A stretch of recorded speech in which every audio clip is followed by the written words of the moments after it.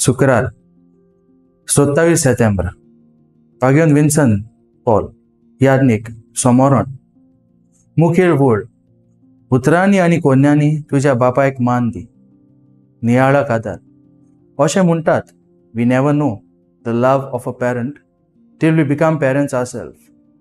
एक आवय बापूय भुरग्यांक जल्माक हाडटात तेन्ना तांची सोबार सपनां आसतात.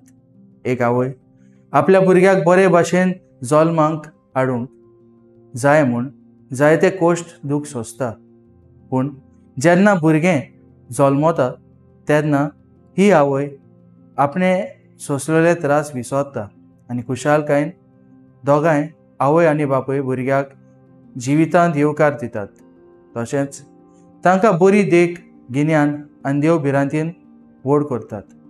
जशीं भुरगीं व्हड जातात तेन्ना जायते फावटी आपल्या आवय बापायक मान रेस्पेद दिवंक विसरतात. कांय जाणां आपले इश्ट मित्रा फुडें आपली आवय बापूय म्हूण सांगूंक लजेतात. आमी आमच्या आवय बापायक रेस्पेदान लेखूंक जाय. तूं कितलो व्हड मनीस जावं जेन्ना तूं आवय बापायक मानान लेखता तेन्ना तुका समाजांत दुसऱ्या सवय मान मेळटा.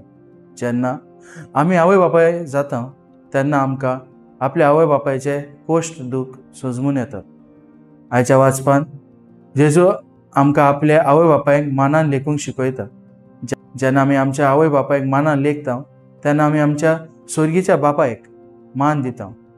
न्हूच फकत तांकां संवसारीक खुशालकाय दिवन खुशाल करून पूण बऱ्या उतरांनी आनी बऱ्या कोन्यो ताचे सवय आदारून तांकां सदांच खुशाल दवरया.